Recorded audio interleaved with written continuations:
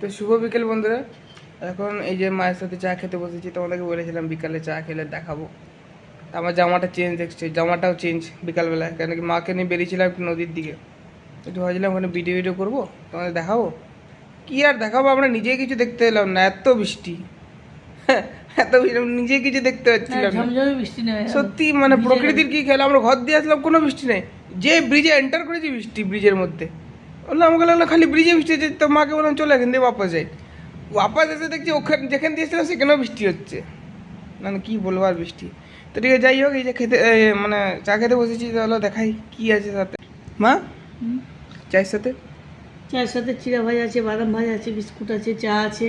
যদি বন্ধুরা খেতে চায়, এই বৃষ্টি পড়ছে, বৃষ্টির মৌসুমে চা চিড়ে ভাজা জমে যাবে। এটা যদি ট্রেনে বিকো না, লোক না হামলি হামলি খাবে। যে যদি তুমি ট্রেনে নিয়ে যাও, এই চা চিরা ভাজা কি বলে, দাদা এদিকে আসুন, আমি নিবো, মানে ভয়ঙ্কর বিক্রি হবে।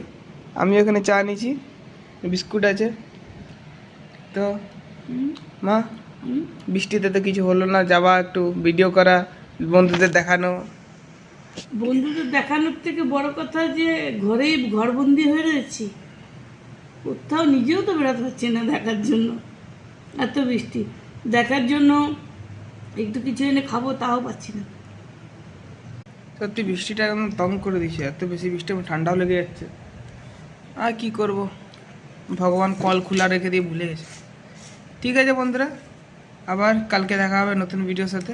তো তোমরা চা নাস্তা করে নাও, যদি করে নিচে তাহলে কমেন্টে জানিও কী নাস্তা করলে। তো ঠিক আছে, ভালো থেকো, আবার কালকে দেখা হবে তোমাদের সাথে। দেখা তো হতেই থাকে। ঠিক আছে বন্ধুরা, টাটা।